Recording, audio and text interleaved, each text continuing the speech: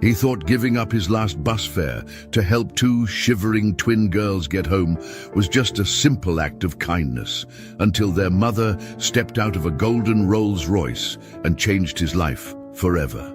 What started as a struggling single father's sacrifice on a cold Tuesday evening turned into something he never could have imagined.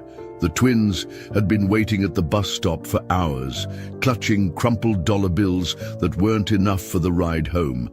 And when this father saw their tears, he didn't hesitate to give them his own fare, even though it meant walking 12 miles home to his own daughter.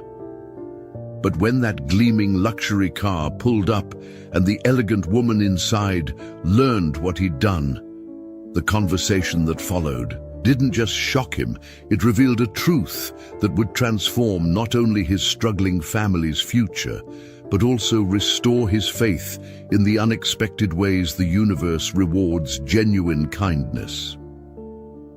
Before we jump back in, tell us where you're tuning in from, and if this story touches you, make sure you're subscribed, because tomorrow I've saved something extra special for you. Dustin Adams had been running on empty for longer than he cared to admit, not just financially, though that was certainly true, but emotionally, physically, and spiritually.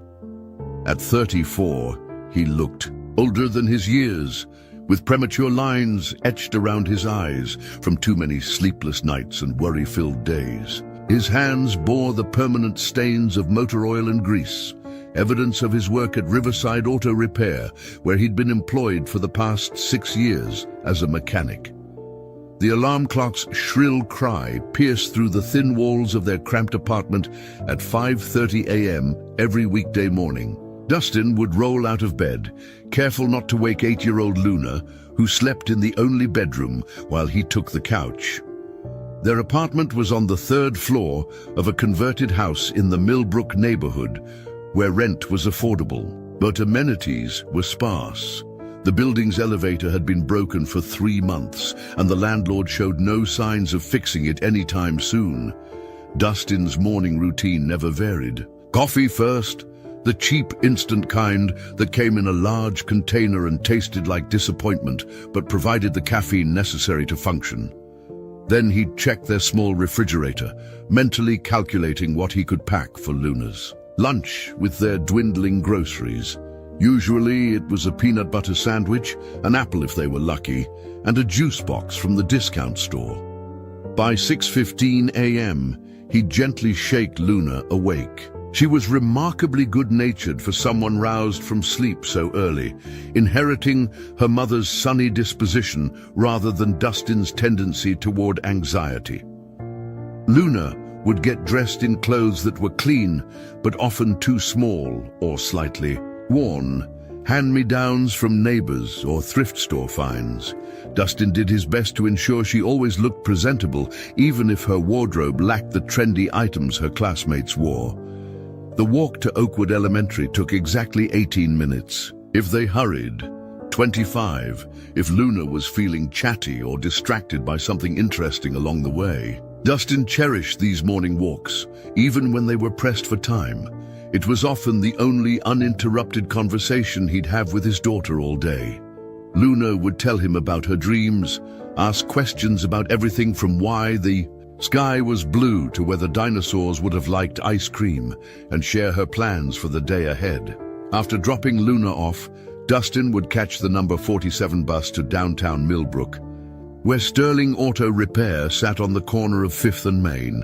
The 20-minute bus ride cost $2 each way, $4 total that he carefully budgeted for each day. On good weeks, when he managed to pick up some overtime, or when a customer tipped him for exceptional service, those $4 felt manageable.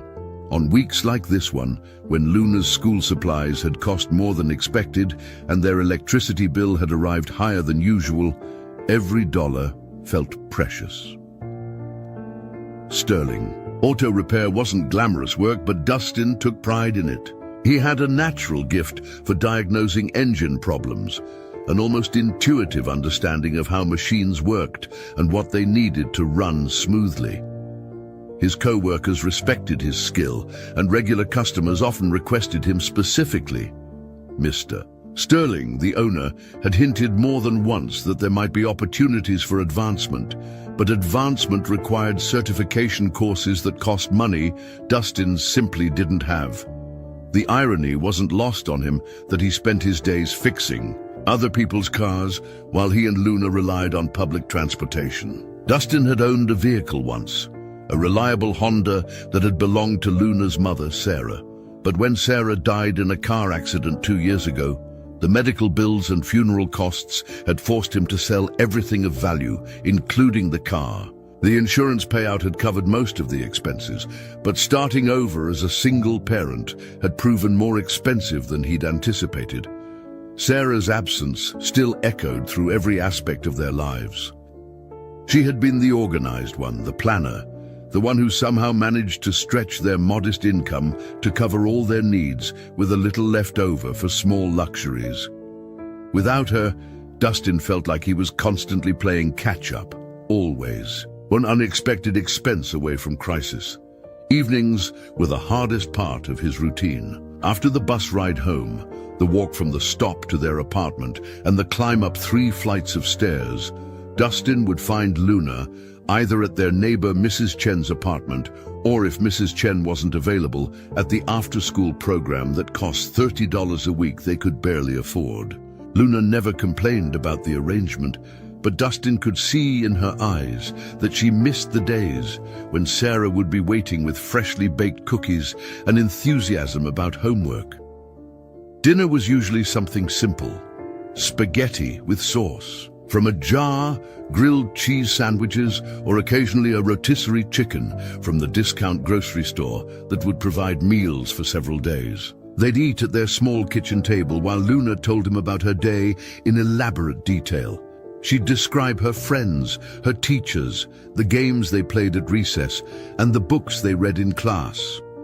Dustin listened intently, asking questions and celebrating her small victories, but part of his mind was always calculating how many days until payday, whether they had enough for groceries, whether Luna needed anything for school that he hadn't budgeted for. After dinner came homework time. Luna was bright and motivated, but some subjects challenged her, and Dustin sometimes felt inadequate helping with assignments that seemed far more complex than what he remembered from his own elementary school years. Still, they'd work together. At the kitchen table, Luna's papers spread out next to Dustin's own evening ritual of reviewing their budget and planning for the next day. Bedtime was at 8:30 sharp, though Luna often negotiated for an extra 15 minutes to finish a chapter or complete a drawing. Dustin would read to her from library books. They checked out the maximum number allowed each week and listened to her prayers. Luna always included Sarah in her prayers, asking God to tell Mommy about her day and to make sure Daddy wasn't too tired. After Luna fell asleep, Dustin's real day began. He'd wash dishes, prepare for the next morning, and often work on small mechanical projects for neighbors who paid him a few dollars cash for fixing lawnmowers, bicycles, or small appliances. These side jobs provided just enough extra income to cover unexpected expenses, though they meant Dustin rarely got to bed before midnight. The routine was exhausting but predictable, and Dustin found comfort in its familiarity. He'd built a life for Luna that was stable, if not prosperous. She was healthy, happy, and performing well in school. They had a roof over their heads and food on the table. By most measures, he was succeeding as a single parent, even if it felt like he was constantly struggling to keep his head above water. But on this particular Tuesday evening, in late October, as Dustin finished his shift at Sterling Auto Repair and walked toward the bus stop with exactly $2 in his pocket, his fare home, he had no idea that his carefully maintained routine was about to be shattered by an act of kindness that would change everything. The October evening air carried the sharp bite of approaching winter as Dustin approached the Millbrook Transit Center. The sun had already dipped below the horizon, leaving the sky painted in deep purples and grays. Streetlights flickered on one by one, casting long shadows across the concrete platform where commuters waited for their respective buses home. Dustin checked his watch. 6:47 p.m. The number 47 bus to Oakwood wasn't due for another 8 minutes, which gave him time to mentally prepare for the evening ahead. Luna would be at Mrs. Chen's apartment, probably working on homework or watching educational programs on the small television. He'd need to stop at the corner market to pick up milk. They were down to their last few sips, and Luna's cereal in the morning was non-negotiable. As he settled onto one of the worn metal benches, Dustin noticed he wasn't alone at the stop. About 20 feet away, near the digital display board that announced arrival times, two small figures sat huddled together on another bench. Even in the dim lighting, he could tell they were young, maybe 7 or 8 years old, and they appeared to be identical twins. The girls were dressed similarly in pink jackets that looked expensive, but were clearly too thin for the dropping temperature. Their dark hair was styled in matching ponytails tied with ribbons that coordinated with their outfits. They sat close, together, occasionally whispering to each other, and both clutched what appeared to be crumpled dollar bills in their small hands. What struck Dustin immediately was how out of place they seemed. The Millbrook Transit Center wasn't typically where you'd find well-dressed young girls unaccompanied by adults, especially as evening fell. Most of the commuters at this hour were working adults heading home, shift workers, or students from the community college.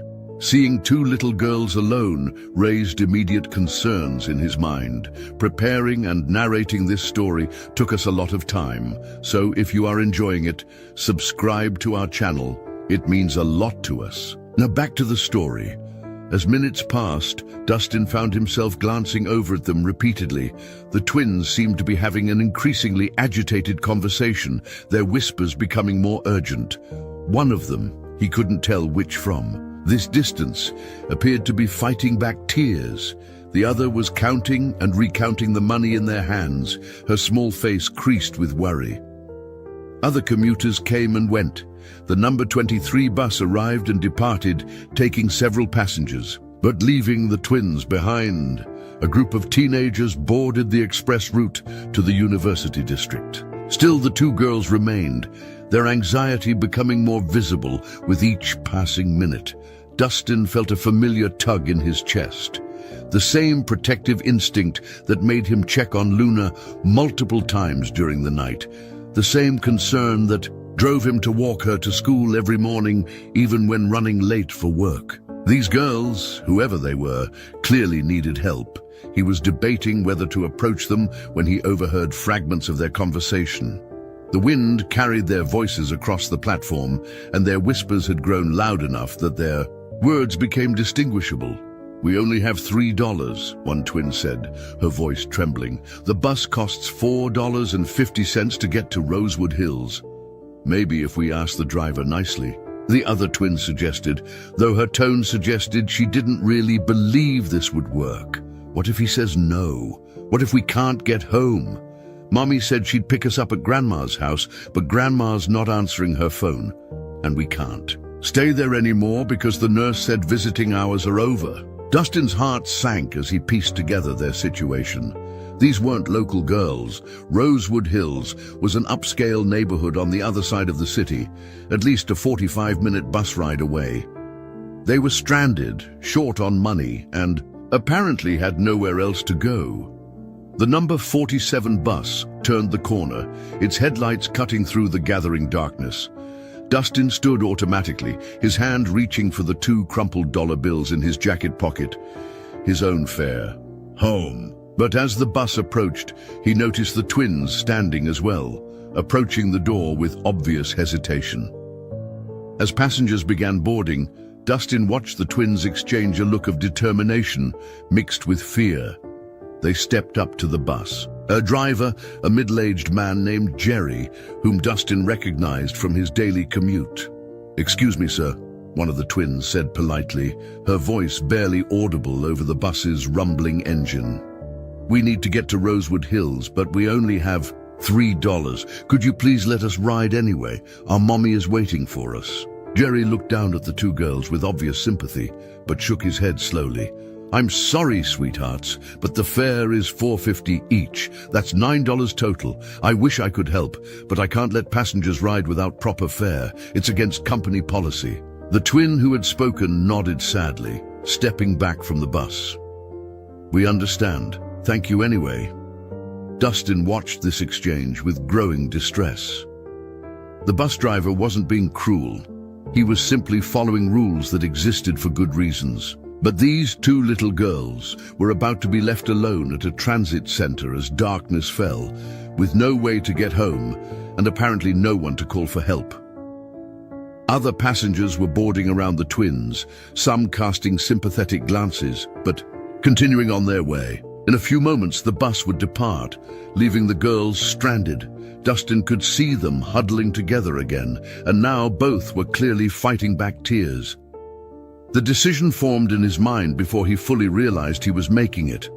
Without thinking about the consequences, the 12-mile walk home in the cold, the fact that he'd already been on his feet for 10 hours, or how exhausted he'd be for work tomorrow. Dustin stepped forward. Excuse me, he called out to Jerry, reaching into his pocket for his own fare money. I'd like to pay for the girls.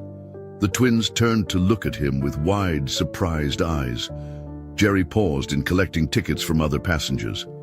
Several commuters who had already boarded turned to see what was happening. You sure about that? Jerry asked quietly. That's $9, and it looks like you've only got enough for your own ride.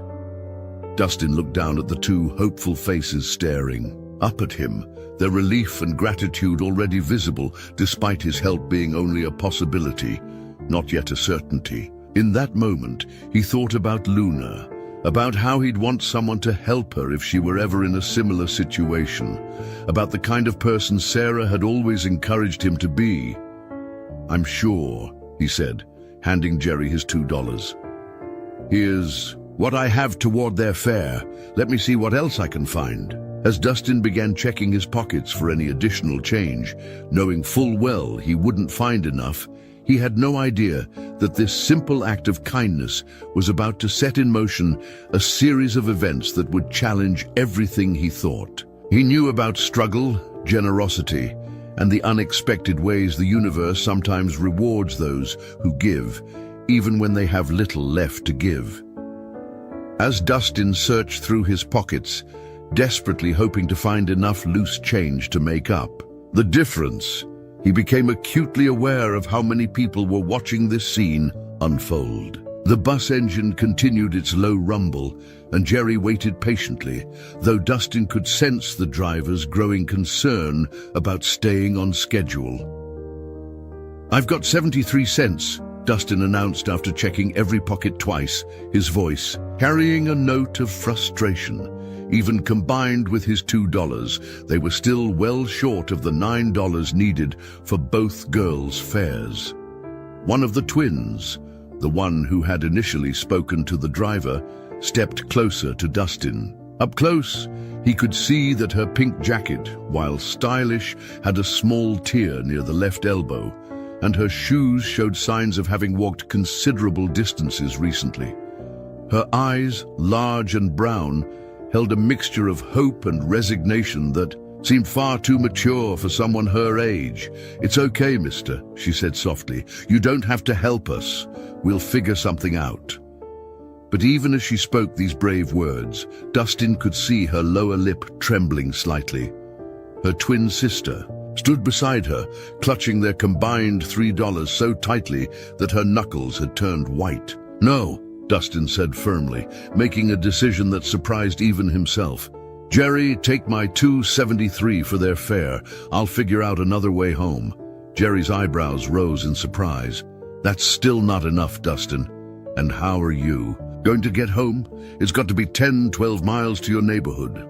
I'll walk, Dustin replied, though the prospect of a 12-mile walk after a 10-hour workday filled him with dread. These girls need to get home more than I need to ride the bus. Before Jerry could respond, several other passengers had overheard the conversation. A woman in a nurse's uniform who often rode the same bus as Dustin reached into her purse. "I've got $2, she offered. An elderly man near the back called out, "I can spare $1.50. Within moments, other passengers were contributing spare change, dollar bills, and quarters. The collective generosity of strangers created an impromptu fundraising effort that quickly produced not just the $9 needed for the twins' fare, but an additional $3. "Take this too," said a construction worker, pressing the extra money into Dustin's hand. "For your fare home. Nobody should have to walk 12 miles for doing the right thing." As the twins boarded the bus, the first girl turned back to Dustin. "What's your name?" she asked. "Dustin," he replied. "Dustin Adams." "I'm Sophia," she said solemnly, "and this is my sister Isabella. We'll never forget what you did for us today." Isabella, who had been quietly observing everything, stepped forward and wrapped her small arms around Dustin's waist in an unexpected hug. "Thank you for being kind to us," she whispered. As the bus pulled away, Dustin found himself standing on the platform, still processing what had just happened. The interaction had lasted less than 10 minutes, but something about it felt significant in a way he couldn't quite articulate. There had been something about the twins, their polite demeanor, their obvious distress, and the way they carried themselves, that suggested their story was more complex than two girls simply needing bus fare. During his own ride home on the next bus, Dustin found himself replaying the encounter. The girls had mentioned visiting their grandmother, something about visiting hours being over, and their mother picking them up at Grandma's house. But if their mother was planning to collect them, why hadn't she provided adequate transportation? Money? And why were two such young girls traveling alone across the city in the first place? The more he thought about it, the more questions arose. Their clothing, while showing signs of wear, had clearly been expensive originally. Their speech patterns were articulate and polite in a way that suggested good education and upbringing. Yet they had been stranded at a bus stop with insufficient funds, apparently without adult supervision or backup plans. When Dustin arrived home and climbed the 3 flights of stairs to their apartment, he found Luna already in her pajamas, having eaten dinner with Mrs. Chen. As he tucked her into bed that night, he found himself thinking about Sophia and Isabella. They appeared to be close to Luna's age, and he couldn't help but imagine how frightened Luna would be in a similar situation. "Daddy, you look thoughtful tonight," Luna observed as he kissed her goodnight. "Did something interesting happen at work?" Dustin considered telling her about the twins, but decided against it. Instead, he simply said, "I met some people today who reminded me how important it is to help others when we can." Luna nodded seriously. "Mummy used to say that kindness always comes back to you, but sometimes it takes a while to travel the circle."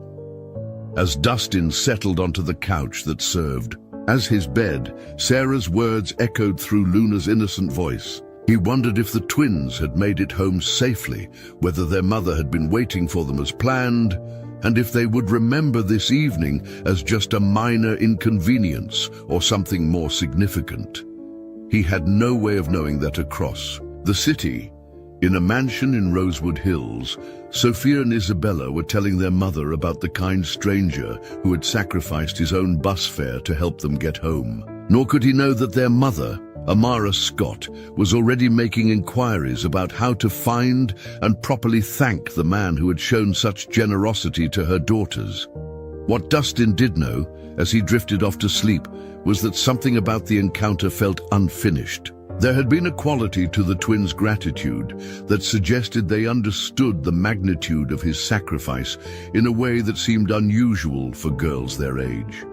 Most children would have simply accepted the help and moved on, but Sophia and Isabella had looked at him with an intensity that suggested they recognized something deeper about his gesture.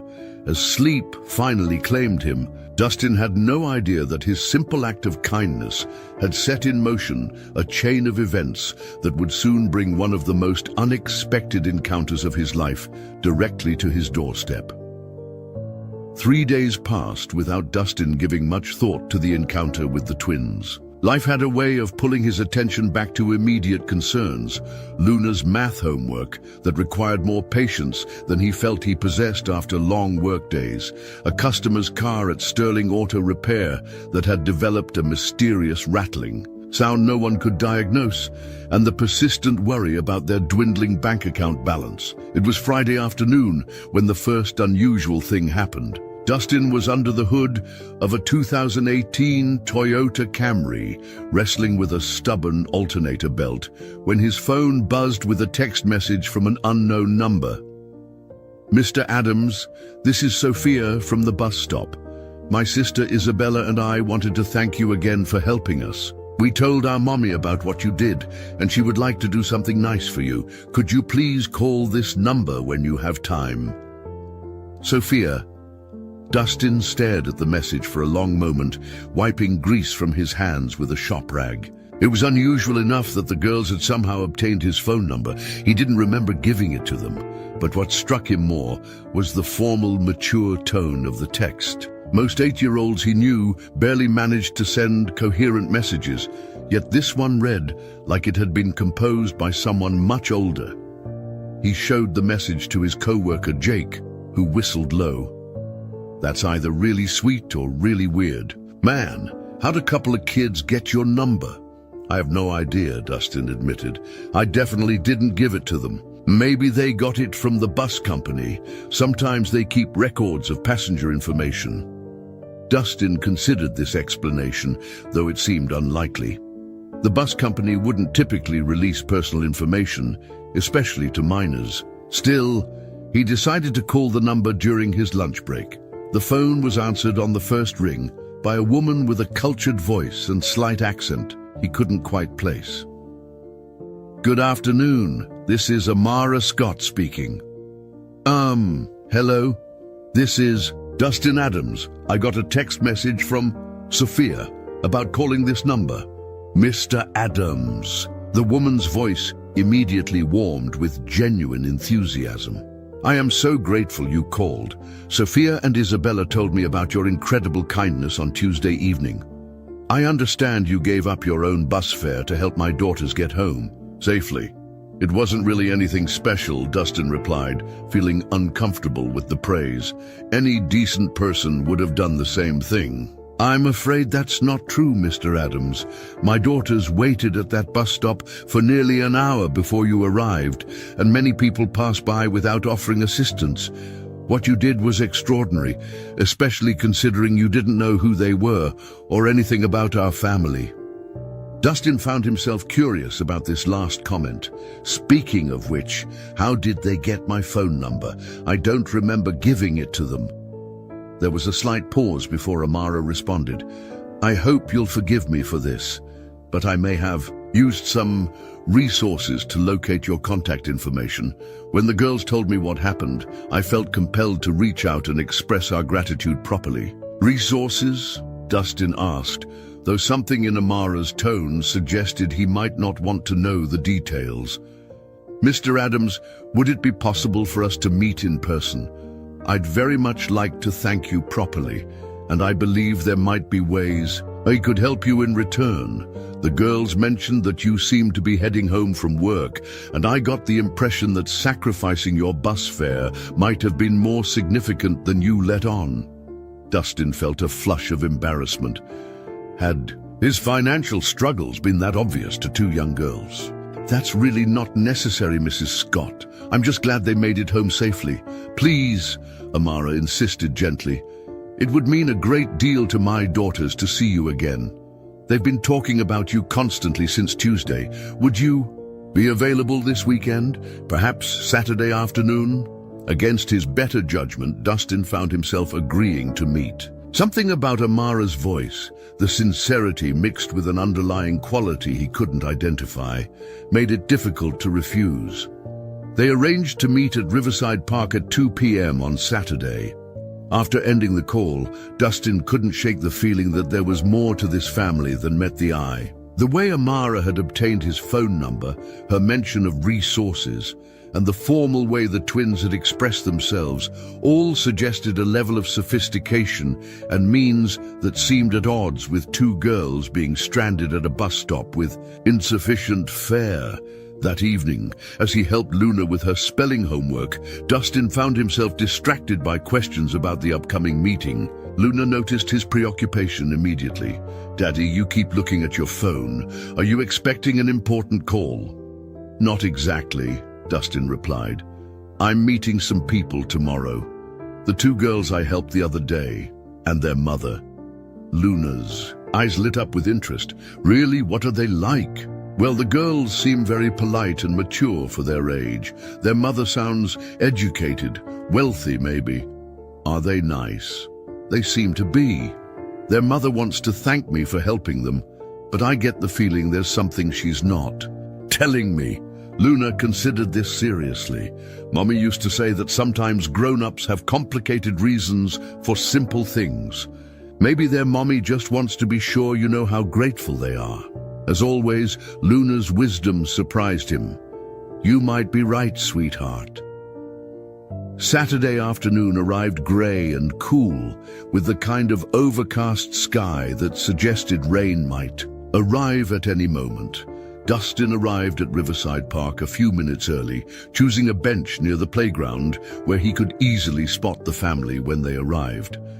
At exactly 2 p.m., he saw Sophia and Isabella walking toward him across the grass.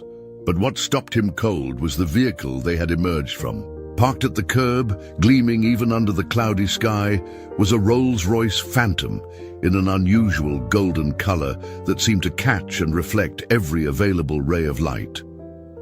Following behind the twins was a woman who could only be their mother. Amara Scott was elegantly dressed in a way that spoke of both wealth and refined taste, but it was her bearing, confident yet approachable, that immediately commanded attention. As she drew closer, Dustin could see that she shared her daughter's large brown eyes, though hers held a depth of experience that suggested she had lived through more than her relatively young appearance might indicate. "Mr. Adams," Amara said, as she approached, extending a perfectly manicured hand. "Thank you so much for agreeing to meet with us." As Dustin shook her hand, he noticed that her jewelry, while understated, was clearly expensive.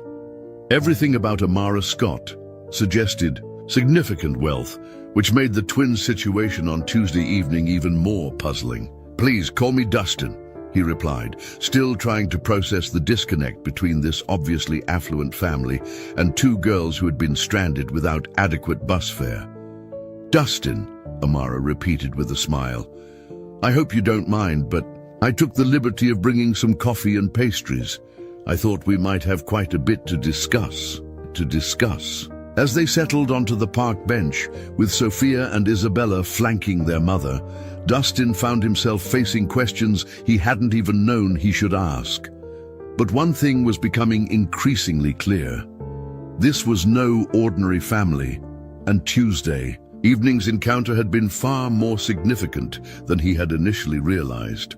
As they settled on the park bench, Amara opened an elegant wicker basket and began laying out what appeared to be gourmet coffee in thermal containers and pastries that looked like they'd come from an upscale bakery. The twins sat quietly, occasionally glancing at Dustin with the same intense gratitude he'd noticed at the bus stop. "Before we begin," Amara said, pouring coffee into real ceramic cups rather than disposable ones, "I want you to know that what you did for Sophia and Isabella meant more to our family than you could possibly understand." Dustin accepted the coffee, noting its rich aroma, clearly not the instant variety he was accustomed to. "I'm still not entirely sure I understand what happened that night. How did two girls from He gestured toward the golden Rolls-Royce. From your obviously comfortable circumstances, end up stranded at a bus stop. Amara's expression grew serious, and she exchanged a meaningful look with her daughters. That's a complicated story, Dustin. One that involves some decisions I'm not particularly proud of, but which taught all of us valuable lessons about assumptions and human nature. Sophia spoke up, her voice carrying the same mature quality Dustin had noticed in her text message. "Mommy, should we tell him about the test?" "Test?" Dustin repeated, confusion evident in his voice. Amara sighed deeply, clearly struggling with how much to reveal. "Dustin, I'm going to be honest with you, though I'm afraid you might think less of us once you hear the full story. Tuesday evening wasn't entirely accidental." The coffee cup paused halfway to Dustin's lips. "What do you mean?" "My daughters weren't truly stranded," Amara admitted, her voice heavy with something that sounded like regret. "We had been visiting my mother at Grandview Manor. She's been battling cancer, and Tuesday was a particularly difficult day for her. The girls were upset after seeing their grandmother so weak, and during the drive home, they began asking questions about poverty, about people who struggle to meet basic needs." Isabella nodded solemnly. "We'd been learning about homelessness and hunger at school, and we couldn't understand why some people have so little while others have so much. I tried to explain," Amara continued, "but they kept asking whether people would really help strangers, whether kindness existed among people who didn't know each other. They'd heard stories, but they wondered if they were just fairy tales." Dustin felt a cold realization beginning to form in his stomach. I made a terrible decision," Amara confessed. "I decided to show them an example of human kindness. By creating a situation where they might experience it firsthand, I gave them only $3 and asked them to try to get home using public transportation while I followed at a distance in my car." The confession hung in the air between them like a physical presence. Dustin set down his coffee cup, his mind reeling with the implications of what he'd just heard. "You used me," he said quietly, his voice carrying hurt rather than anger. "You used your own daughters to conduct some kind of social experiment." "No," Sophia said quickly, reaching out to touch Dustin's arm. "It wasn't like that. Mommy thought maybe one person might give us the extra $1.50 we needed, or maybe help us call someone. She never imagined anyone would give up their own bus fare. When we saw what you did," Isabella added, "when you were willing to walk home instead of taking the bus yourself, everything changed." Mommy started crying in the car. Amara nodded, tears beginning to form in her eyes. "What I had intended as a simple lesson for my daughters became something much more profound. Your sacrifice, genuine sacrifice from someone who clearly couldn't afford it, showed us something about humanity that I'd begun to doubt existed." Dustin stood up abruptly, pacing a few steps away from the bench. The beautiful park, the expensive coffee, the golden Rolls-Royce, everything suddenly felt tainted by deception. "I don't understand. If this was all planned, why are we meeting now? What do you want from me?" "We want to make things right," Amara said simply. "What started as my misguided attempt to teach my daughters about kindness became a lesson for all of us, about genuine generosity. You gave something you couldn't afford to give to help people you believed were in need. That act of pure kindness deserves more than just a thank you." "I don't want your money," Dustin said, turning back to face them. "I helped because I thought 2 little girls needed assistance. The fact that they didn't actually need it doesn't change why I did it, but it does make me question everything about this conversation." Sophia and Isabella looked stricken, clearly distressed by Dustin's reaction. Sophia stood up from the bench, approaching him cautiously. "Mr. Dustin," she said, her young voice wavering with emotion, "we know what Mommy did was wrong, but your kindness was real. And when we got home that night, we couldn't stop talking about how someone would give up so much for strangers. It made us want to be better people. It made me want to be a better person too," Amara added quietly. Dustin, I've spent most of my adult life assuming that people are primarily motivated by self-interest. Building my business, accumulating wealth, it all reinforced my belief that generosity was rare and usually had hidden motives. But watching you sacrifice your own comfort for my daughters, with no expectation of reward or recognition, challenged everything I thought I knew about human nature. Dustin looked between the three faces staring at him with varying expressions of hope, regret, and admiration. Part of him wanted to walk away, to chalk this up to rich people's games and return to his simple, predictable life. But another part, the part that had motivated him to help in the first place, recognized something genuine in their distress. "What exactly are you proposing?" he asked finally. Amara reached into her purse and withdrew a business card, which she extended toward him. "I'd like to offer you a job, Dustin. A real opportunity that would utilize your skills and provide financial security for you and your daughter." Dustin looked at the card.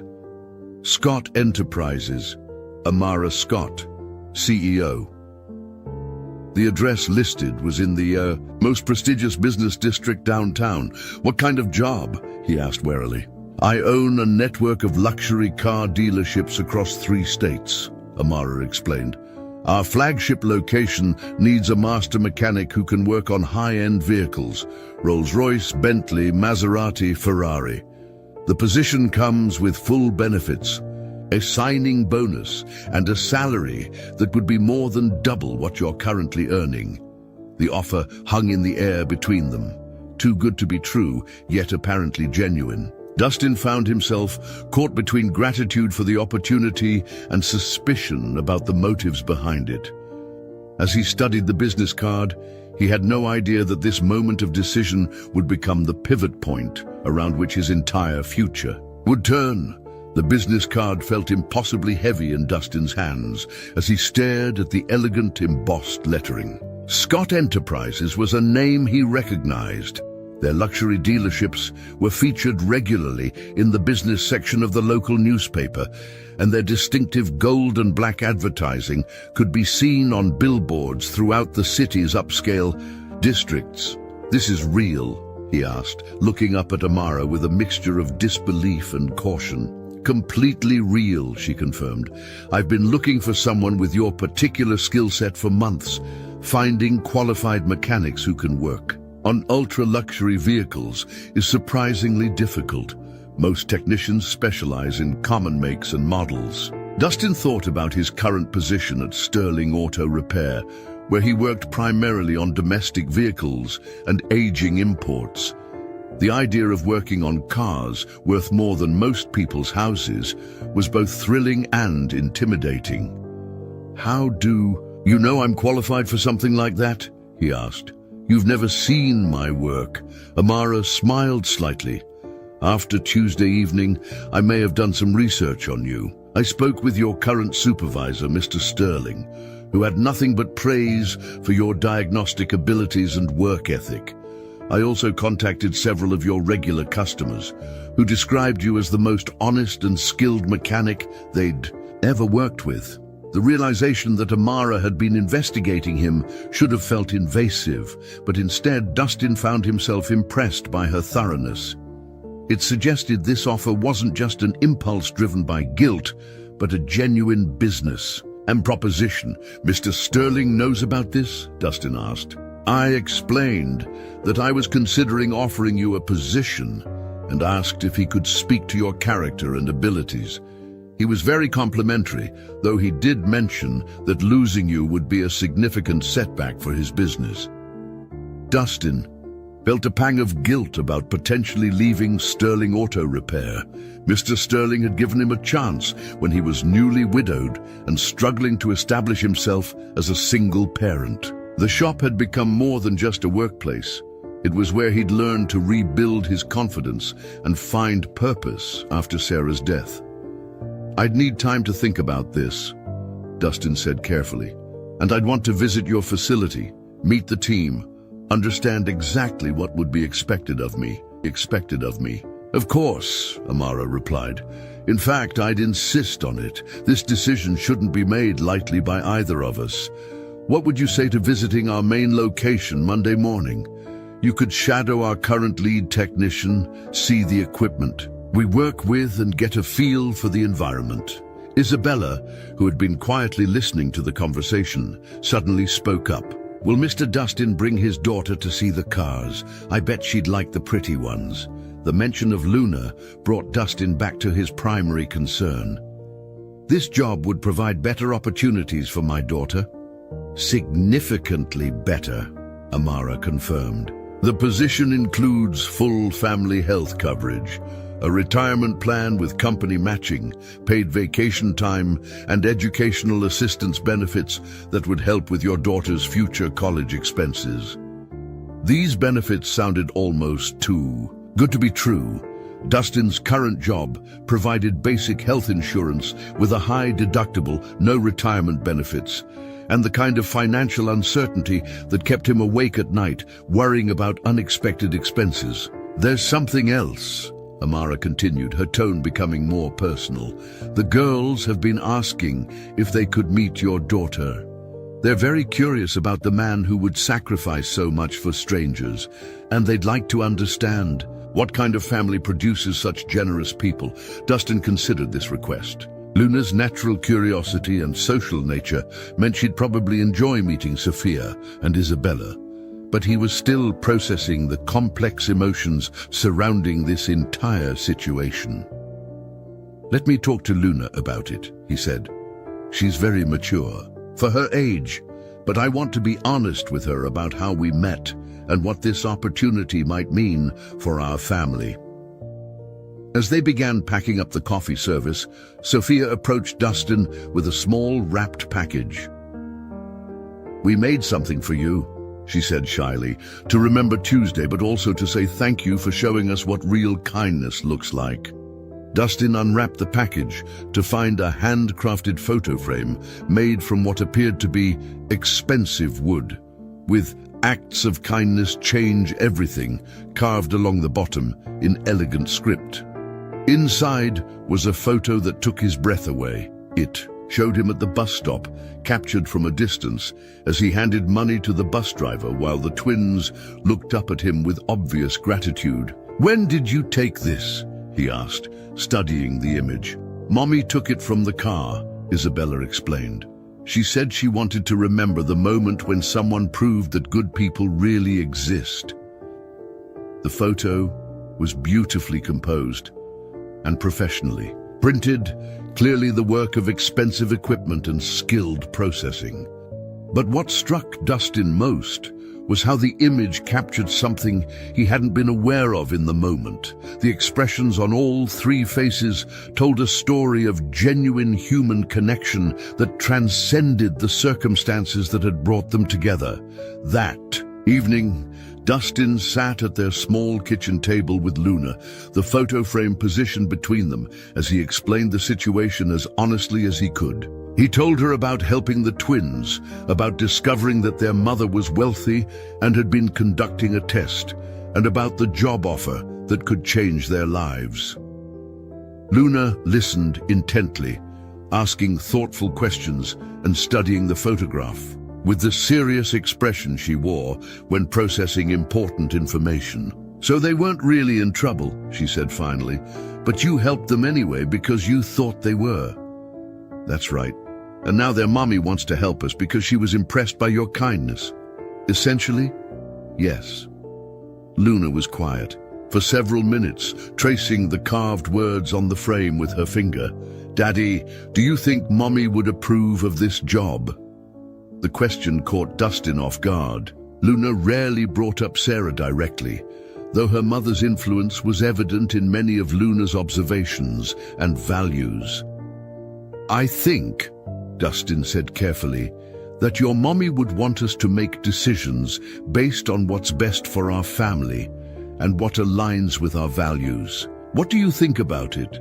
"I think," Luna said solemnly, "that if someone wants to reward kindness, maybe that's the universe's way of taking care of us, and I think Mommy would want you to have a job where people appreciate how good you are at fixing things." As they prepared for bed that night, Dustin realized that Luna's simple wisdom had helped clarify something important. This opportunity wasn't just about money or career advancement. It was about working with people who valued the same qualities that Sarah had always encouraged in him. Monday morning couldn't come soon enough. Monday morning arrived with crisp, autumn air and the kind of clear sky that made everything seem full of possibility. Dustin had spent the weekend alternating between excitement and anxiety about visiting Scott Enterprises, carefully researching luxury vehicle specifications online and trying to prepare himself for what might be a completely different world. From Sterling Auto Repair, the Scott Enterprises flagship location occupied an entire city block in the Meridian district, the most prestigious commercial area in the city. As Dustin approached the gleaming glass and steel building, he was struck by its architectural elegance, modern yet timeless, with the kind of understated luxury that whispered wealth rather than shouting it. The showroom floor was a temple to automotive excellence. Pristine vehicles were positioned like sculptures under carefully designed lighting, each one representing more money than Dustin had ever earned in a single year. A midnight blue Rolls-Royce Phantom, similar to Amara's golden one, sat prominently near the entrance, its presence commanding respect even from visitors who had no intention of purchasing.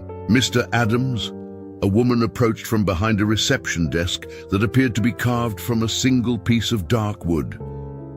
"Ms. Scott is expecting you. She asked me to bring you to her office first before you tour the service facility." Dustin followed her through a corridor lined with photographs of classic luxury vehicles and awards recognizing Scott Enterprises' achievements in customer service and business excellence. The photos told the story of a company that had grown from a single dealership to a regional empire over the past 15 years.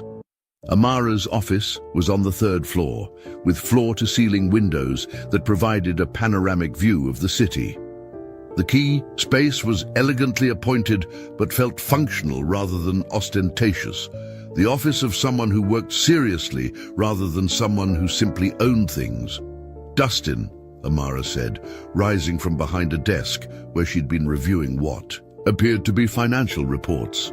"Thank you for coming. I hope you're ready for an interesting morning." She was dressed in a sharp business suit that conveyed authority without sacrificing femininity, her hair pulled back in a style that suggested she'd already been working for hours despite the early time. "Before we tour the facility," she continued, "I want to share something with you that will help explain why this opportunity means so much to me personally." Amara gestured for Dustin to sit in one of two comfortable chairs positioned near the windows, then took the seat across from him. For a moment, she seemed to be gathering her thoughts, staring out at the city skyline. "The story I told you Saturday about testing human kindness, that was true, but it wasn't the complete truth," she began. "What I didn't tell you was why I felt compelled to conduct that test in the first place." Dustin waited, sensing that whatever Amara was about to reveal would be significant. 15 years ago, I was in a very different situation than I am today," she continued, her voice taking on a vulnerable quality he hadn't heard before. "I was a single mother, recently divorced, working 3 jobs just to keep food on the table and a roof over Sophia and Isabella's heads." This revelation struck Dustin like a physical blow. The elegant, confident woman sitting across from him seemed so far removed from the struggle, he knew intimately that he had difficulty processing her words. "3 jobs?" he asked. "I cleaned office buildings at night, worked at a diner during lunch hours, and did data entry from home whenever the girls were sleeping. Some weeks I worked 90 hours and still couldn't pay all our bills." Amara's eyes grew distant, as if she were seeing scenes from a past life. "There were nights when I'd count and recount the money in my purse, trying to figure out how to stretch $12 until payday. I remember standing in grocery stores, calculating the cost of every item, putting things back, because we couldn't afford them. Dustin felt a familiar ache in his chest, the recognition of shared experience that transcended current circumstances. One winter evening, Amara continued, I was with the girls at a bus stop, much like the one where you met them. We'd been to a free clinic because Isabella had been running a fever for days, and I couldn't afford to take her to our regular doctor. I had exact change for the bus ride home, but when we got to the stop, I realized I'd miscounted. We were short $1.50. The parallel to Tuesday evening's encounter was unmistakable, and Dustin began to understand the deeper significance of what had happened between them. It was snowing, getting dark, and the girls were tired and sick. I was trying not to panic, trying to figure out what to do when a man approached us. He was clearly coming home from some kind of manual labor job.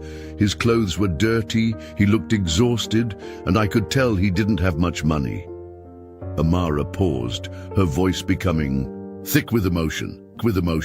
Without hesitation, he gave us the money we needed for the bus fare. When I tried to thank him, to ask for his address so I could repay him, he just said, "Pass it forward when you can." Then he walked away into the snow. Dustin sat in silence, understanding now why his actions on Tuesday had affected Amara so profoundly. "I never forgot that man," she continued. "His kindness kept us from walking 6 miles in a snowstorm with a sick toddler. But more than that, his generosity during what was one of the darkest periods of my life restored my faith in human decency." "What happened after that?" Dustin asked softly. "I was determined to change our circumstances. I used the computer skills from my data entry job to start a small business helping other small businesses with their bookkeeping. Gradually, I built a client base. Eventually, I was able to quit the other jobs and focus entirely on building the business." Amara stood and walked to her desk, picking up a framed photograph that she handed to Dustin. It showed a younger version of herself with the twins, standing in front of a modest apartment building. "That was our home then," she said. "One bedroom, broken heating, but it was ours. The girls slept in the bedroom, and I slept on a pull-out couch in the living room." The similarity to Dustin's current living situation was striking and clearly intentional. "The business grew beyond my wildest expectations," Amara continued. "Within 5 years, I was able to purchase this dealership. Within 10 years, I owned 3 locations. But success brought its own challenges. I became cynical, suspicious of people's motives, convinced that everyone was primarily motivated by self-interest." She returned to her chair, leaning forward intently.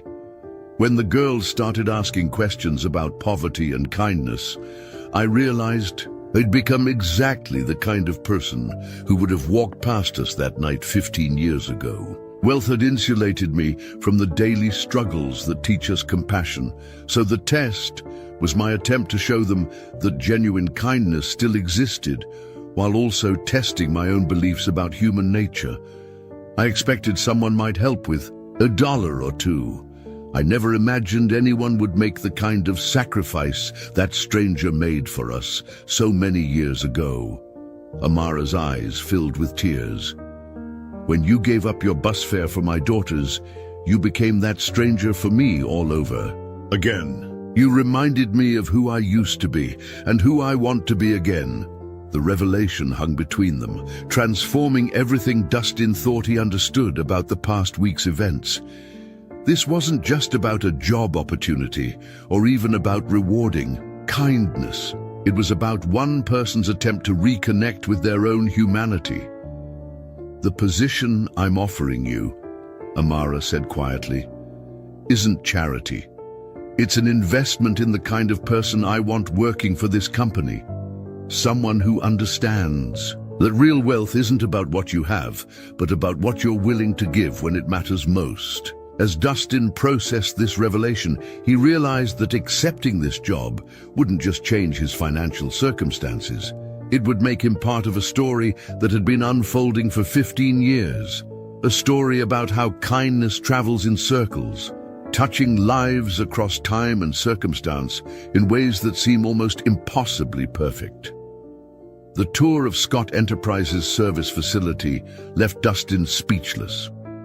The automotive workshop was unlike anything he'd ever experienced, a cathedral of precision engineering where luxury vehicles received care that bordered on reverence. The facility housed diagnostic equipment that cost more than most people's homes, lifts that moved with whisper-quiet precision, and tool sets that represented the pinnacle of automotive technology. Marcus Rodriguez, the current lead technician, served as Dustin's guide through the facility. Marcus was a man in his early 50s with calloused hands and the confident bearing of someone who had mastered his craft over decades of experience. "Mrs. Scott tells me you've got natural diagnostic instincts," Marcus said as they paused beside a silver Bentley Continental that was receiving routine maintenance. "That's the most important quality in this work. These machines are incredibly sophisticated, but they still respond to someone who understands their language." Dustin ran his hand along the Bentley's elegant lines, marveling at the craftsmanship. "I've worked on plenty of cars, but nothing like this." "The principles are the same," Marcus assured him. "It's just that everything here is built to tolerances that demand absolute precision. A mistake that might be forgivable on a 10-year-old sedan could cost $50,000 on one of these vehicles." As they moved through the facility, Marcus explained the technical requirements of the position. The job would involve not just repair work, but also pre-delivery inspections for new vehicles, customization installations for wealthy clients, and ongoing maintenance for a roster of customers who treated their automobiles as investments rather than mere transportation. "The learning curve is steep," Marcus admitted, "but Ms. Scott has approved paid training at the manufacturer facilities. You'd spend 2 weeks each at Rolls-Royce, Bentley and Maserati training centers, learning their specific procedures and earning certifications." The idea of manufacturer training was almost as appealing as the salary increase. Dustin had always been largely self-taught, learning through experience and informal mentorship. The prospect of formal education in luxury automotive technology represented an opportunity he'd never imagined possible. After the facility tour, Amara invited Dustin to join her for lunch at an elegant restaurant near the dealership. As they settled into a quiet corner booth, she pulled out a folder containing what appeared to be detailed employment documents. "I want to be completely transparent about what this position entails," she said, opening the folder. "The salary is significantly higher than what you're currently earning, but the expectations are correspondingly elevated." She walked him through the compensation package, a base salary that was indeed more than double his current income, plus performance bonuses that could add another 20% annually. The benefits package included premium health insurance with no deductible, a retirement plan with substantial company matching, 3 weeks of paid vacation, and the educational assistance program she'd mentioned. "There's also a signing bonus," Amara added, sliding another document across the table, "to help with your transition and to acknowledge the disruption this change might cause in your life." Dustin looked at the figure and had to read it twice to ensure he hadn't misunderstood. The signing bonus alone was more than he typically earned in 6 months. "This is incredibly generous," he said quietly. "But I have to ask, are you offering all of this because you feel guilty about the bus stop situation? Or because you genuinely believe I can do this job?" Amara's expression grew serious. "Dustin, I don't build businesses by making emotional decisions. Everything about this offer is based on legitimate business needs and your demonstrated qualifications. The fact that it also allows me to help someone who showed extraordinary kindness to my family is a bonus." not the foundation. She leaned forward, her tone becoming more personal. I've spent the past week having detailed conversations with your current supervisor, your regular customers, and even your landlord and neighbors. Everyone describes you as reliable, honest, hard-working, and naturally gifted with mechanical problems. Those are the qualities I need in this position. You talk to my neighbors? Dustin asked, surprised. I spoke with Mrs. Chen, who watches. Luna, sometimes. She had nothing but praise for how you've raised your daughter under difficult circumstances. She also mentioned that you regularly help other tenants with minor repairs without expecting payment. The thoroughness of Amara's research was both impressive and slightly overwhelming. It suggested a level of serious consideration that went far beyond impulse or guilt. There's one more thing, Amara continued, reaching into her purse. The girls wanted to contribute something to this conversation. She handed Dustin a sealed envelope with his name, written in careful script across the front. Inside, he found a letter written in alternating handwriting, clearly composed jointly by Sophia and Isabella. Dear Mr. Dustin, the letter began. We wanted to write to you before Mommy offered you the job because we wanted you to know that we think you would be perfect for it. Not just because you're kind, though you are very kind, but because we've been learning about what makes someone good at their work. The letter continued with surprising insight. Mommy says the best employees are people who care about doing things right. Even when no one is watching, we think someone who would give up their bus fare for strangers probably cares about doing things right all the time.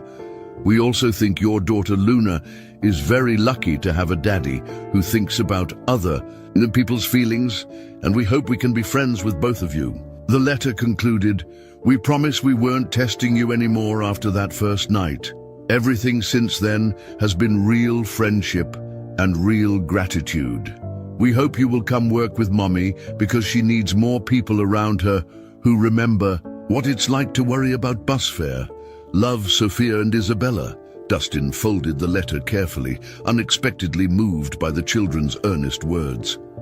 Their perspective on the situation helped clarify something important. This opportunity wasn't about charity or guilt, but about bringing together people who shared similar values and experiences. They wrote that entirely on their own, Amara said. I didn't see it until this morning. They're remarkable girls, Dustin replied. You've raised them with real empathy and wisdom. I've tried, though I'm afraid wealth sometimes insulates children from the experiences that naturally develop compassion.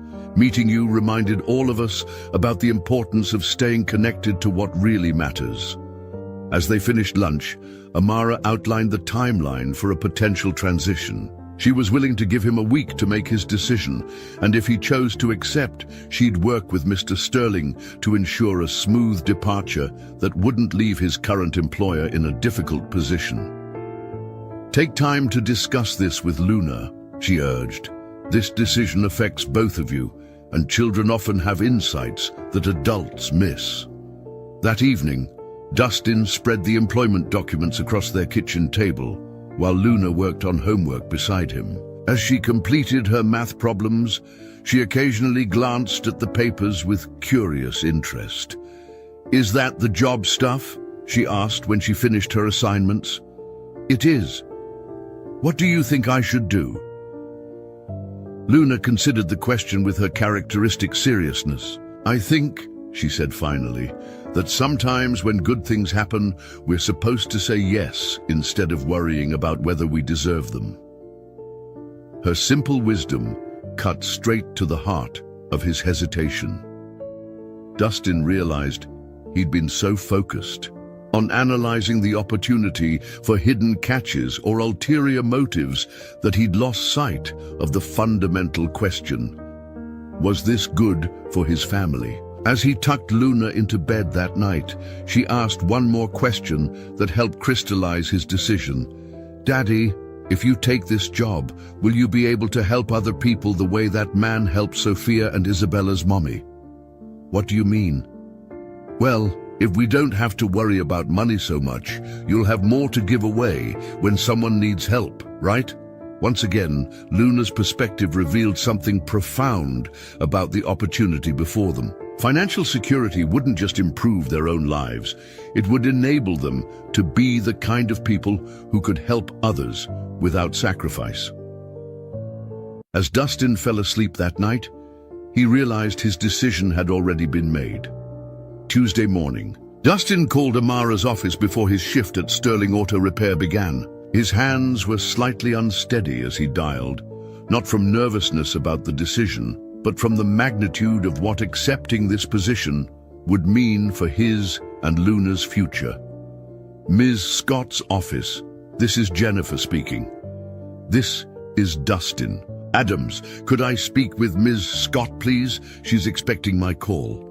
Of course, Mr. Adams, please hold one moment. The brief pause felt eternal, filled with the weight of a decision that would reshape everything about their lives. When Amara's voice came through the phone, it carried a warmth that immediately put him at ease. Dustin, good morning. I hope you've had time to think things through. I have, he replied, taking a deep breath. I'd like to accept your offer, Ms. Scott. I want to work for Scott Enterprises. The silence that followed lasted several seconds, and for a moment Dustin wondered if the call had been disconnected. Then he heard what sounded distinctly like Amara crying softly. Ms. Scott, are you all right? I'm sorry, she said, her voice thick with emotion. I realize this might sound strange, but your acceptance means more to me than just filling a position. It feels like completing a circle that began 15 years ago.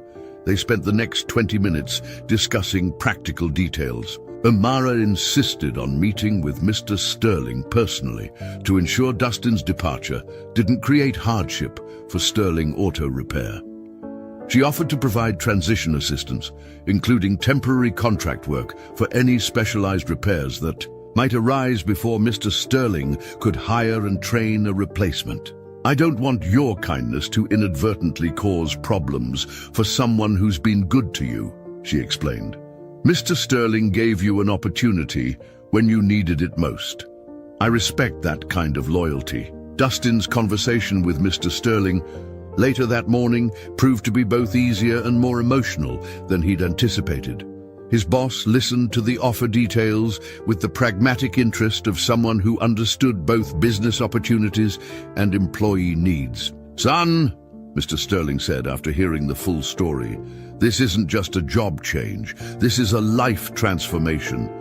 If you turned this down out of loyalty to me, I'd question your judgment.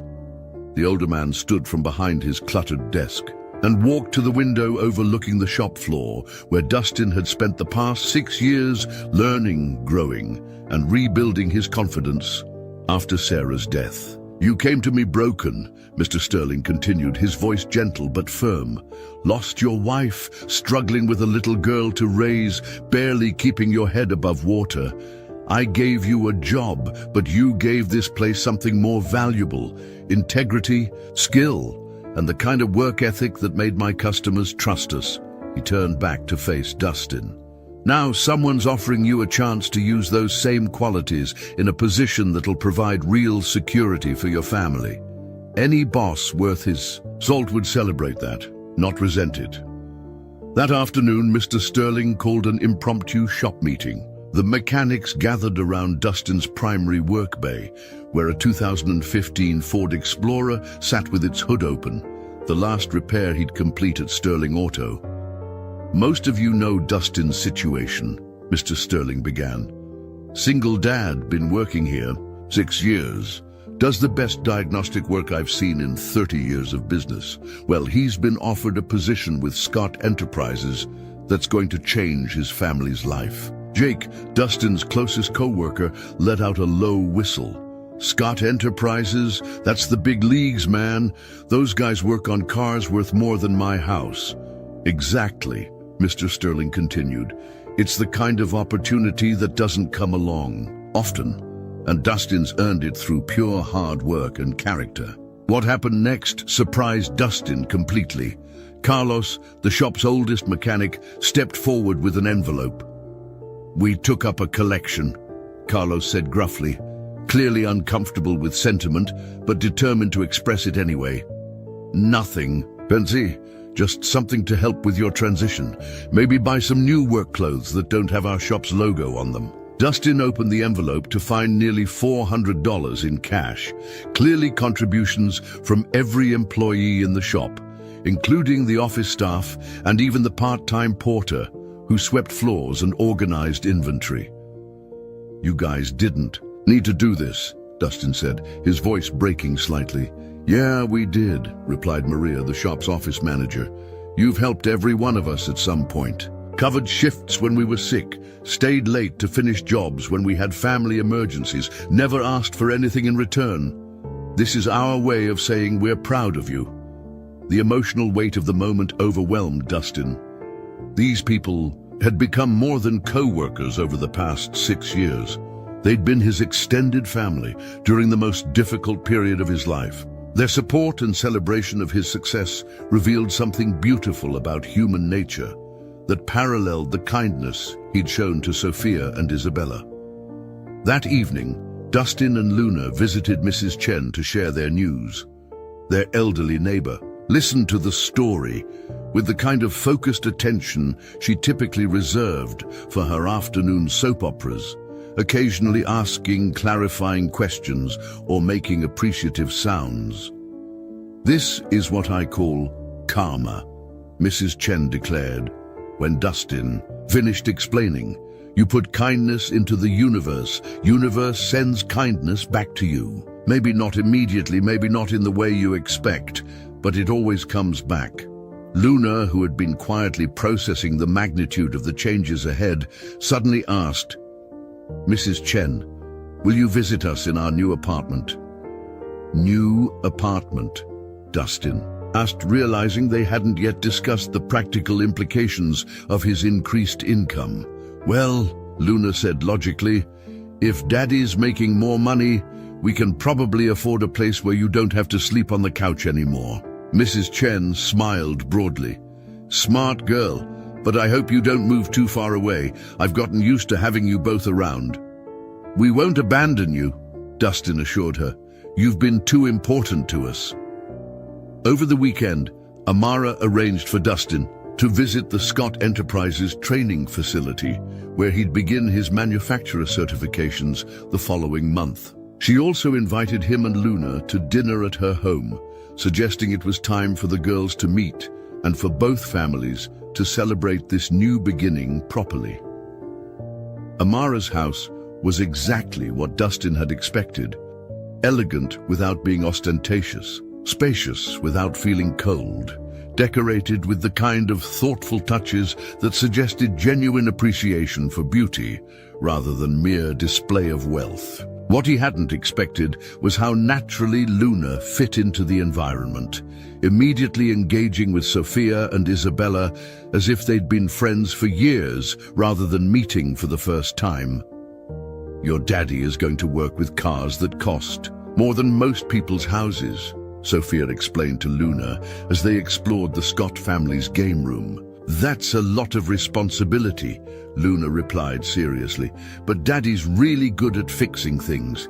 He can fix almost anything. Isabella nodded approvingly.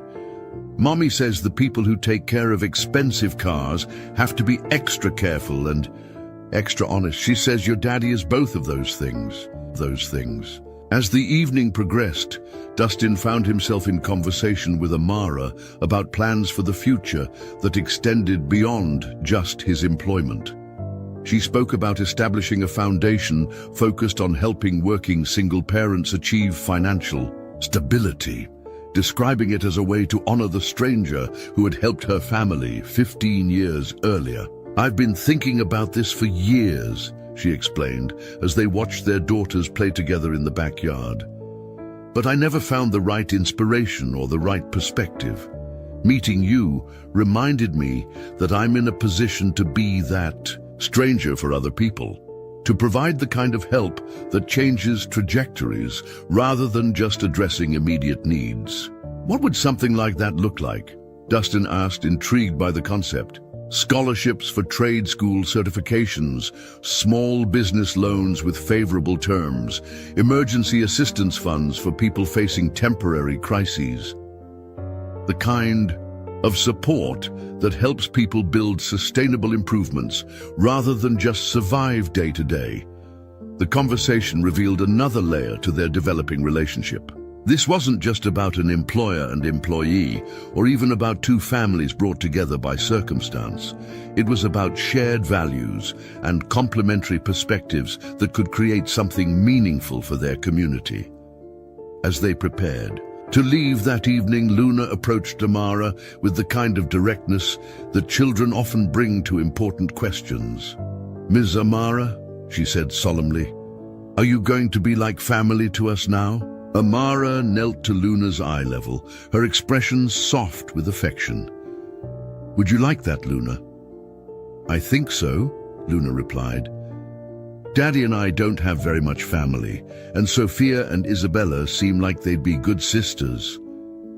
"Then yes," Amara said, glancing at Dustin with a smile that carried promises of friendship, support, and shared adventures ahead. "I think we're going to be like family." As they drove home that night, Luna fell asleep in the passenger seat while Dustin reflected on the extraordinary chain of events that had brought them to this moment.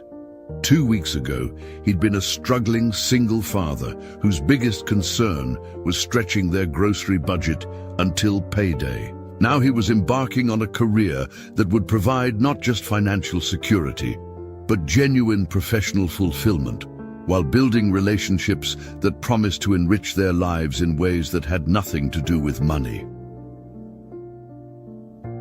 The transformation felt almost impossibly perfect, yet it had all stemmed from a simple decision to help two children who appeared to need assistance. As Mrs. Chen had said, kindness did indeed travel in circles. Returning to those who gave it freely in forms more beautiful than they could have ever imagined. 6 months later, Dustin stood in the service bay of Scott Enterprises, carefully adjusting the timing on a pristine Rolls-Royce Cullinan that belonged to a tech entrepreneur who had insisted on having the best mechanic in the city handle his vehicle's routine maintenance. The irony wasn't lost on him that he was now considered that mechanic, a designation that still felt surreal despite the manufacturer certifications now hanging on his office wall, and the confidence that had grown with each successfully completed repair. The transformation in his professional life had been remarkable, but it paled in comparison to the changes in his personal circumstances. Dustin and Luna now lived in a spacious 2-bedroom apartment in the Riverside Commons complex, a development that offered everything their previous residents had lacked: reliable heating, functioning appliances, a community playground, and neighbors who had become genuine friends rather than simply people who shared the same building. Luna's bedroom was painted in the soft lavender she'd chosen, with built-in shelves that housed her growing collection of books. No longer limited to weekly library visits, she could now own the stories she loved most. Her school supplies came from the higher-end stores rather than discount chains, and her clothing, while still practical, was new rather than second-hand. More importantly, she radiated the confidence that came from knowing her basic needs were secure. The changes went far beyond material improvements.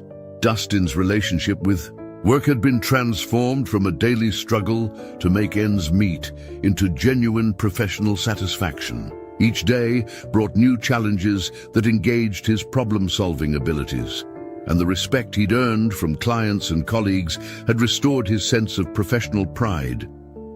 Marcus Rodriguez had become both mentor and friend, patiently guiding Dustin through the intricacies of luxury vehicle maintenance, while sharing wisdom accumulated over decades in the automotive industry. Their partnership had proven so effective that Amara had recently promoted Dustin to co-lead technician, with the understanding that he would eventually assume Marcus's role when the older man retired in 2 years. "You've got natural instincts that can't be taught," Marcus had told him just last week. "But more than that, You approach every job like it matters personally to you. That's rare in any field, but especially valuable here, where we're dealing with people's prized possessions. The manufacturer training had exceeded Dustin's expectations, providing not just technical knowledge, but exposure to automotive engineering principles that had expanded his understanding of how vehicles functioned at fundamental levels. He'd returned from the Bentley facility in South Carolina with new appreciation for precision manufacturing, while the Rolls-Royce training in England had been a revelation about the intersection of traditional craftsmanship and modern technology. But perhaps the most significant transformation had been in Dustin's relationship with financial security. For the first time since Sarah's death, he could make decisions based on what was best for his family rather than what they could afford. Luna's college fund grew steadily with automatic contributions that didn't strain their monthly budget. Emergency expenses, when Luna needed glasses or when their car required unexpected repairs, became minor inconveniences rather than major crises. The signing bonus had been used to establish a solid emergency fund, following advice from the financial planner that Amara had recommended. Dustin had initially been intimidated by the idea of working with a financial advisor, but had quickly learned that building wealth was largely about developing sustainable habits rather than making complex investment decisions. The most important thing, the advisor had explained, is that you are now earning enough to save for the future while still enjoying the present. That's a luxury many families never achieve. This financial stability had enabled Dustin to become the kind of person he'd always wanted to be, someone who could help others without sacrificing his family's security. When Mrs. Chen had needed assistance with medical bills, he'd been able to help without hesitation. When a former co-worker from Sterling Auto Repair had faced unexpected unemployment, Dustin had provided temporary support while the man searched for new work. Most significantly, he'd been able to contribute meaningfully to the foundation that Amara had established 6 months earlier. The Scott Family Foundation focused on providing emergency assistance and educational opportunities for working single parents, and Dustin served on its advisory board, helping to evaluate applications and ensure that assistance reached people who could benefit most from temporary support. "You bring a perspective that I can't provide," Amara had told him when inviting him to join the board. "I remember what it felt like to struggle, but that was 15 years ago. You understand the current reality of what families face when they're working hard but still barely getting by." The foundation had already helped 12 families avoid eviction through emergency rent assistance, provided certification training for 6 parents seeking to advance their careers, and established a scholarship program for the teenagers of single parents. Each success story felt personally meaningful to Dustin, who saw reflections of his own previous struggles in every application they approved. Luna had adapted to their new circumstances with the resilience that had always characterized her personality, but also with a maturity that sometimes surprised the adults around her. She'd insisted on continuing to volunteer at the community center, where they'd occasionally received assistance during their most difficult times, explaining that people helped us when we needed it, so now we should help other people. Her friendship with Sophia and Isabella had deepened into genuine sisterhood, with regular playdates, sleepovers, and shared adventures that enriched all 3 girls' lives. The twins had introduced Luna to experiences she'd never had access to: art classes, horseback riding lessons, travel to places beyond their immediate city, while Luna had taught them about resilience, gratitude, and finding joy in simple pleasures. "Luna helps us remember what's really important," Isabella had told her mother after a particularly meaningful conversation about the differences between wanting things and needing things. The relationship between the two families had evolved into something deeper than friendship. Amara had become a trusted advisor for major decisions, while Dustin provided practical perspectives that helped ground her sometimes ambitious ideas in realistic implementation strategies. They developed an easy partnership that benefited both families while maintaining appropriate boundaries and mutual respect. Dustin had initially worried about the power dynamics inherent in their employer-employee relationship, but Amara had proven skilled at compartmentalizing their professional and personal interactions. At work, she was clearly the boss, making final decisions and providing strategic direction. Outside of work, she treated him as an equal partner in their various shared endeavors, seeking his input and respecting his opinions on matters both large and small. I've learned that good relationships are built on mutual respect rather than equal resources, she'd explained when Dustin had raised concerns about their different financial situations.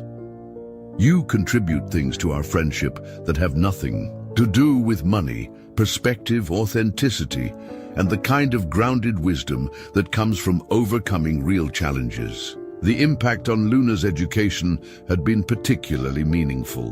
While she continued attending Oakwood Elementary, Dustin was now able to supplement her classroom learning with tutoring, enrichment programs, and educational experiences that expanded her horizons considerably. Her teachers had noticed increased confidence and engagement, attributing the change to improved stability at home.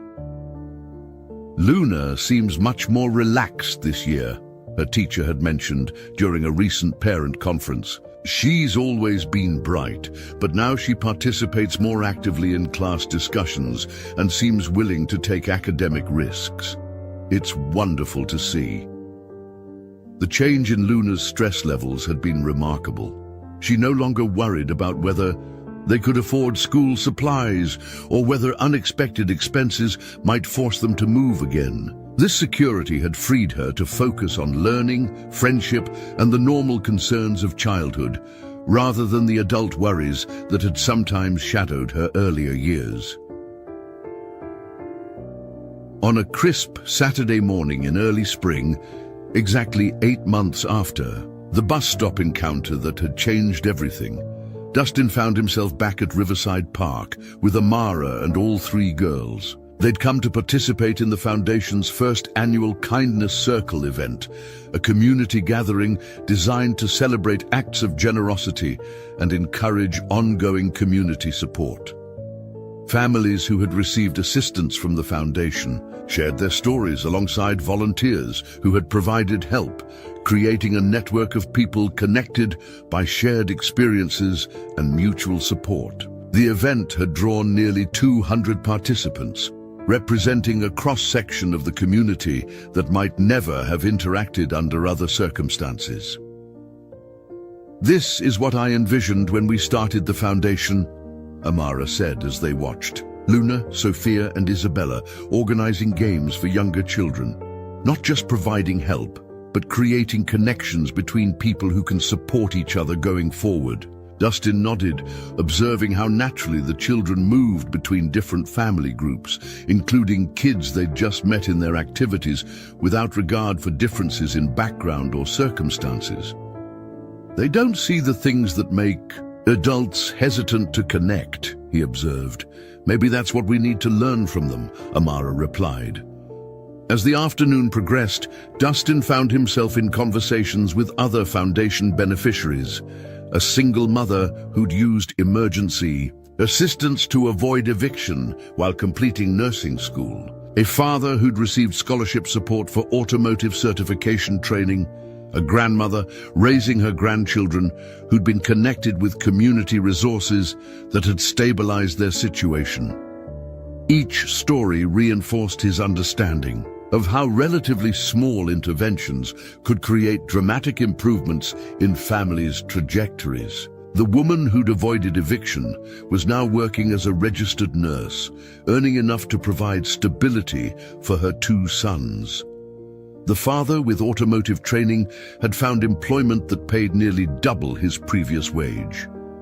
The grandmother had connected with support services that had transformed her overwhelming responsibility into manageable community partnership. The ripple effects go far beyond the immediate assistance, Amara had noted in her remarks to the gathered families. When we help one parent achieve stability, we improve outcomes for their children, strengthen their communities, and create positive examples that inspire others to both seek help when needed and provide help when possible. As the event concluded, Dustin realized that the transformation in his own life had enabled him to become part of something much larger than personal success. The job opportunity had provided financial security, but the relationships and community connections that had grown from that initial encounter had created a network of mutual support that enriched many lives beyond his own family. That evening, as he tucked Luna into her own bed in their comfortable apartment, she asked the kind of reflective question that had become characteristic of their bedtime conversations. "Daddy, do you think that man who helped Ms. Amara 15 years ago knows how many people his kindness ended up helping?" Dustin considered the question seriously.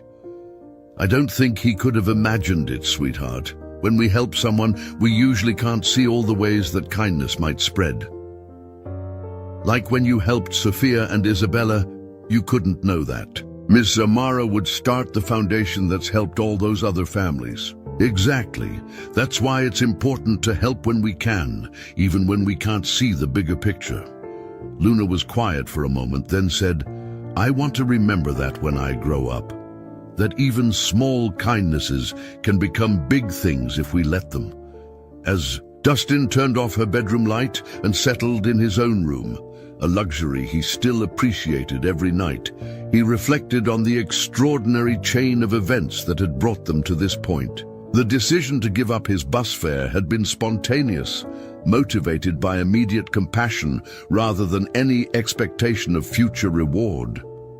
Yet that simple act had opened doors to opportunities, relationships, and community connections that had transformed not just his family's circumstances, but their entire understanding of what was possible. The job at Scott Enterprises had provided financial security, but the deeper gift had been the restoration of his faith in the possibility of positive change. For too long after Sarah's death, he'd felt trapped by circumstances beyond his control, struggling to provide adequately for Luna while maintaining hope for a better future. Now he understood that while some changes required external opportunities, others depended on his willingness to act with kindness regardless of his own situation. As he drifted off to sleep, Dustin felt profound gratitude not just for the material improvements in their lives, but for the reminder that generosity creates connections that can transform communities in ways both seen and unseen. Tomorrow would bring new challenges and opportunities, but he faced them with confidence that kindness, offered freely and without expectation, would continue to create possibilities neither he nor Luna could yet imagine. 2 years had passed since that transformative Tuesday evening at the bus stop, and Dustin found himself standing in front of a mirror in what would soon become his new office at Scott Enterprises. The nameplate on the door read, "Dustin Adams, Lead Service Manager," a title that still felt simultaneously earned and surreal. Marcus Rodriguez had officially retired the previous month, passing the torch to someone he described as the most naturally gifted diagnostic technician I've worked with in 30 years. The promotion represented more than just professional advancement. It was recognition of how completely Dustin had transformed from a struggling single father into a respected leader in his field. The young man who had once counted quarters for bus fare now oversaw a team of 12 master technicians and managed service operations for luxury vehicles worth millions of dollars. But this morning held significance beyond his professional milestone. Today marked the grand opening of the Scott Family Foundation's new Community Resource Center, a converted warehouse space that would serve as headquarters for their expanded mission of supporting working families throughout the region. The center would house job training programs, provide emergency assistance services, offer financial counseling, and serve as a gathering place for community events designed to build connections between families from different backgrounds.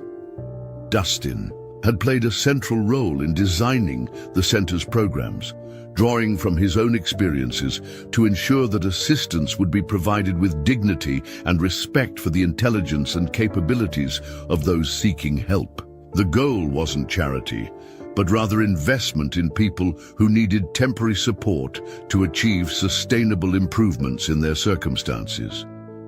"You ready for this?" Amara's voice came from the doorway of his office.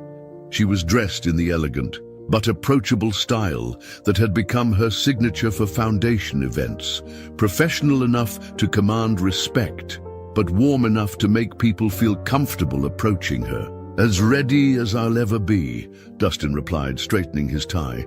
The expensive suit he wore was a far cry from the grease-stained work clothes that had once defined his professional appearance, but he'd insisted on maintaining some connection to his mechanical roots by wearing a vintage watch that had belonged to his father, a factory worker who had taught him to value honest labor above material possessions. Luna's already at the center, helping Sophia and Isabella set up the children's activity area, Amara informed him. "She's become quite the little organizer. This was true. Luna, now 10 years old, had developed remarkable leadership skills and an intuitive understanding of how to make other children feel included and valued. Her own experiences with financial insecurity had given her empathy for families facing similar challenges, while her natural optimism helped create an atmosphere of hope rather than desperation around the foundation's work. The drive to the Community Resource Center took them through several neighborhoods that represented different economic strata of their city. They passed the apartment complex where Dustin and Luna had once lived, the corner where they'd sometimes waited for the bus when money was particularly tight, and the discount grocery store where Dustin had once carefully calculated the cost of every item in their cart. "Do you ever miss it?" Amara asked as they stopped at a traffic light near Dustin's former neighborhood. "Miss what?" "The simplicity. When your biggest concern was making it to payday before you had to think about managing teams and quarterly budgets and foundation board meetings." Dustin considered the question seriously. "I miss the clarity sometimes," he admitted. "When you're struggling to survive, you know exactly what your priorities are. Success brings different kinds of complexity. But you don't miss the stress." "God, no," Dustin laughed. "I don't miss lying awake at night wondering how I was going to pay for Luna's school supplies, or walking 12 miles home because I'd given away my bus fare. Financial security has been life-changing for both of us." As they arrived at the Community Resource Center, Dustin was struck by how the building's transformation paralleled his own journey. The converted warehouse had been reimagined as an inviting, professional space that maintained industrial elements while creating an atmosphere of warmth and possibility. Large windows filled the interior with natural light, while comfortable seating areas and children's spaces made the environment feel welcoming rather than institutional.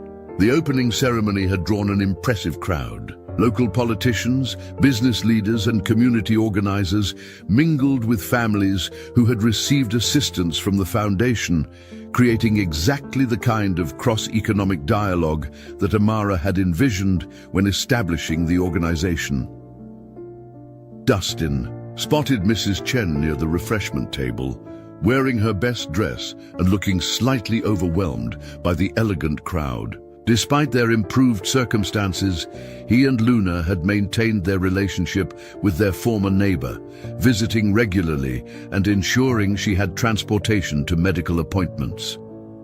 Mrs. Chen had become an unofficial grandmother to Luna, a role that enriched both their lives. "Mrs. Chen," Luna's voice carried across the room as she noticed their former neighbor. She ran over to hug the elderly woman, then immediately began introducing her to Sophia and Isabella as one of my most important people. The sight of the three girls, so different in background yet clearly devoted to each other, never failed to move Dustin. Their friendship had become a model for the kind of relationships the foundation hoped to foster. Connections based on genuine affection and mutual respect rather than economic similarity. As the formal program began, Dustin found himself called to the small stage that had been erected for the occasion. He'd been asked to speak about the Foundation's mission from the perspective of someone who had experienced both the need for assistance and the ability to provide it. 2 years ago, he began, looking out at the diverse faces in the audience, I was a single father working as a mechanic, struggling to provide for my daughter while keeping hope alive for a better future. I thought I understood what it meant to help others. I'd give a few dollars to someone in need or help a neighbor with a repair when I had time. He paused, spotting Luna in the front row beside Amara. She was watching him with the kind of focused attention she gave to things that mattered deeply to her. But I learned something important that night, when I gave up my bus fare to help two girls I'd never met before. Real kindness isn't about helping when it's convenient or when you have extra resources. It's about acting with compassion even when, especially when, you can barely manage your own responsibilities. The audience was quiet, engaged with the story they'd heard in various forms, but never directly from Dustin himself. What I didn't understand at the time was that the act of giving, even when it requires sacrifice, changes something fundamental about how you see yourself and your place in the world. When you discover that you're capable of putting someone else's needs before your own comfort, you realize that you have more power to create positive change than you thought possible. He gestured toward Amara, who was standing off to the side, with the kind of proud smile that suggested she was remembering their first conversation at Riverside Park. The job opportunity that grew out of that encounter provided financial security for my family, but the deeper gift was understanding that kindness creates connections that can transform entire communities. Every family this foundation has helped over the past 2 years represents not just immediate assistance, but potential for ongoing positive impact that will ripple through generations. Dustin's speech continued for several more minutes, describing specific success stories and outlining the Foundation's expanded mission. But what resonated most with the audience was his authenticity, the clear evidence that he understood their struggles not as abstract concepts, but as lived experience that had shaped his perspective on what genuine assistance should look like. After the formal program concluded, Dustin found himself in conversations with Foundation beneficiaries, community leaders, and potential volunteers. One conversation particularly moved him. A young single mother named Sarah, coincidentally sharing his late wife's name, who had used Foundation assistance to complete nursing certification and was now working at the local hospital. Your story gives me hope that this is just the beginning, she told him.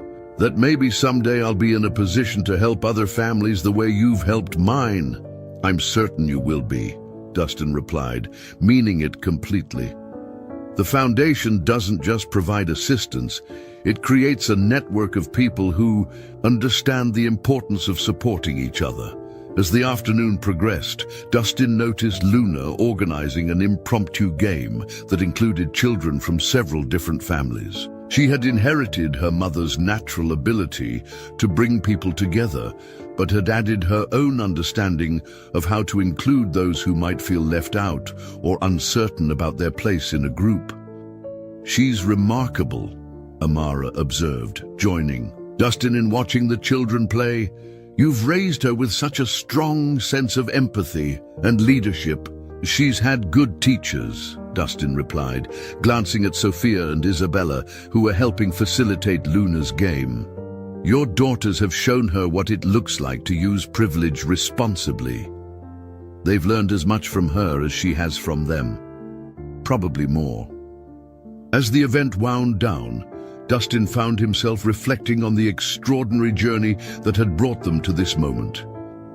The bus stop encounter that had seemed like a simple act of kindness had evolved into something far more complex and meaningful, a testament to how individual actions could create cascading positive effects that touched dozens of lives. The Scott Family Foundation had now assisted 47 families with emergency support, provided job training for 31 adults, established college scholarships for 18 high school seniors, and created a community network that continued to generate mutual support long after formal assistance ended. Each success story represented not just individual improvement, but potential for ongoing positive impact that would benefit future generations. That evening, as Dustin, Luna, Amara, Sophia, and Isabella gathered for dinner at Amara's house, a tradition that had developed over the past 2 years, the conversation turned to future plans and dreams. Luna spoke excitedly about her interest in becoming a teacher, specifically wanting to work with children from families facing economic challenges. They want to help kids understand that their circumstances don't define their possibilities, she explained, with the kind of mature insight that continued to surprise the adults around her. Sophia and Isabella discussed their own emerging interests. Sophia was drawn to business and social entrepreneurship, while Isabella showed artistic talents that she hoped to combine with community service. Both girls spoke about their plans with an awareness of social responsibility that reflected their mother's values and their friendship with Luna. It's interesting, Amara observed, how the next generation seems to understand instinctively that success carries obligations to help others. Maybe that's the most important lesson we can teach them. Later that night, after returning to their apartment, which they'd chosen to keep despite being able to afford something larger because they loved their community and wanted to remain connected to their roots, Dustin and Luna settled into their evening routine. But instead of their usual bedtime story, Luna had a request. "Daddy, will you tell me again about the night you met Sophia and Isabella? But this time, tell me what you were thinking and feeling, not just what happened." Dustin smiled, settling beside her bed. This story had become a family legend, but Luna's request for the emotional details suggested she was beginning to understand its deeper significance. "I was tired," he began, "and worried about money and looking forward to getting home to you. When I saw those 2 little girls counting their money and looking so worried, I felt the same kind of protective concern I feel for you. Even though you didn't know them, even though I didn't know them, I think when you become a parent, you start seeing all children as deserving of protection and kindness. Your heart expands beyond just your own family." Luna nodded seriously. "And you didn't think about what giving them your money would mean for you?" "Not really. I saw 2 kids who needed help, and I had the ability to provide it. The consequences for me seemed less important than making sure they got home safely."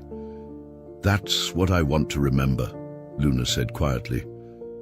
"That helping others should feel automatic, not like something you have to talk yourself into." As Dustin kissed her goodnight and turned off her bedroom light, he realized that Luna had articulated something profound about the nature of genuine kindness. The decision to help Sophia and Isabella hadn't been the result of careful consideration of costs and benefits. It had been an instinctive response to perceived need. Standing in his own bedroom, looking out the window at the city lights that represented thousands of families with their own stories of struggle and hope, Dustin felt profound gratitude for the chain of events that had brought them to this point. The financial security was wonderful, the professional satisfaction was meaningful, and the community connections were enriching. But the greatest gift had been the confirmation that kindness, offered freely and without expectation, could create possibilities that exceeded anything he could have imagined. Tomorrow would bring new challenges and opportunities. Luna would continue growing into the remarkable young woman she was becoming. The foundation would expand its reach and impact. New families would receive assistance that would change their trajectories. And somewhere in the city, other acts of kindness would be creating their own unpredictable chains of positive consequence. As he drifted off to sleep, Dustin smiled, thinking about the man who had helped Amara and her daughters 15 years earlier. A stranger whose simple generosity had ultimately touched dozens of lives in ways he could never have anticipated. That unknown benefactor had become a model for the kind of person Dustin aspired to be. Someone who helped not because it was convenient or profitable, but because it was right. The circle of kindness that had begun with that stranger's sacrifice had grown to encompass a community of people committed to supporting each other through both struggles and celebrations. And in the morning, that circle would continue expanding, one act of compassion at a time, creating connections and possibilities that would ripple forward into a future full of hope. Up next, you've got two more standout stories right on your screen. If this one hit the mark, you won't want to pass these up. Just click and check them out. And don't forget to subscribe and turn on the notification bell so you don't miss any upload from us.